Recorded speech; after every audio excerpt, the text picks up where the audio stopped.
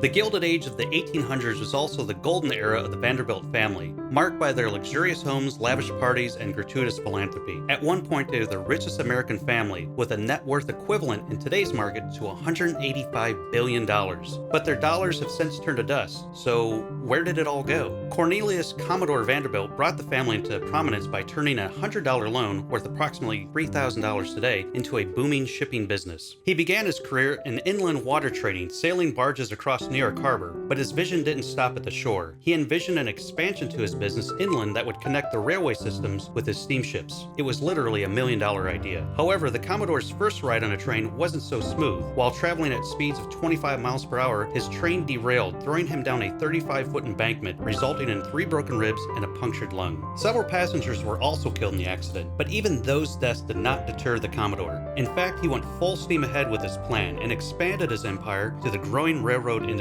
By the time of his passing, the Commodore was the largest owner of railroads in the world.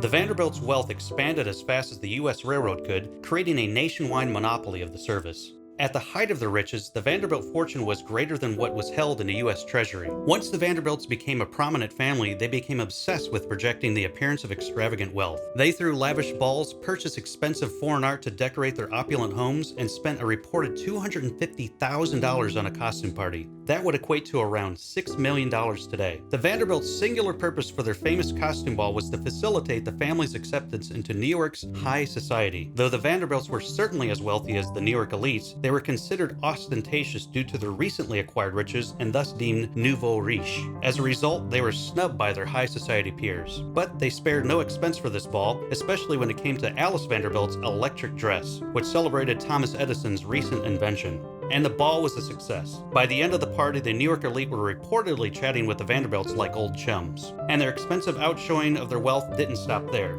The new generation of Vanderbilts were born to such an excessive and spoon-fed lifestyle that spending was outpacing what they were collectively earning. Though some may think that they wasted their money on self-serving endeavors, the Vanderbilts' philanthropic efforts were also a sizable dent in their fortune. Third generation William Vanderbilt donated $1 million to the construction of tenement houses in New York City. There are also hundreds of thousands given to Columbia University, the YMCA, and city libraries. Real estate expenses also ate into many of the inherited fortunes of Commodore's offspring. From 146,000-acre estates to prime real estate in downtown Manhattan consisting of 10 mansions on Fifth Avenue. The Commodore's grandson's mansions cost a reported $3 million in 1883, which amounts to about $70 million today. This was where the Vanderbilt fortune really started to fracture. By mid-20th century, most of their housing and land was either torn down or sold, as the family was no longer in a position to maintain their holdings. With the proliferation of interstate highways, the railroad industry plummeted, along with the Vanderbilt's majority shareholdings, which they sold off in the 1930s. Perhaps the most notable Vanderbilt was the fourth generation, Cornelius' son, Reginald Reggie Claypool Vanderbilt. Reggie was an avid gambler, notorious playboy, and the first generation who didn't build upon his family's fortune. He was also the father of fashion designer Gloria Vanderbilt and grandfather to CNN anchor Anderson Cooper. As the family grew, the fortune was dispersed between more and more of the Commodore's descendants until it was spread too thin. Within 30 years of the death of Commodore Vanderbilt, not a single member of the family was among the richest people in the United States. In fact,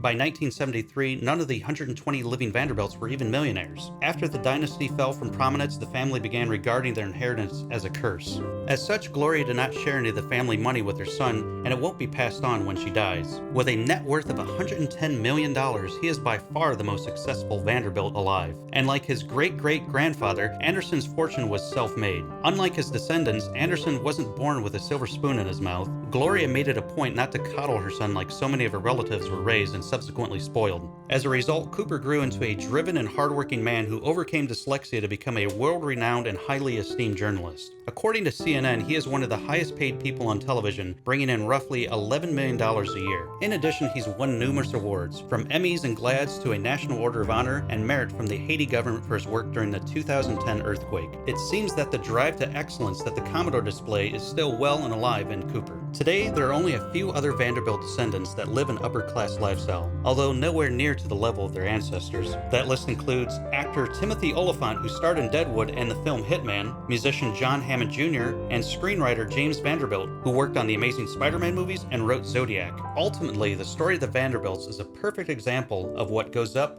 must come down.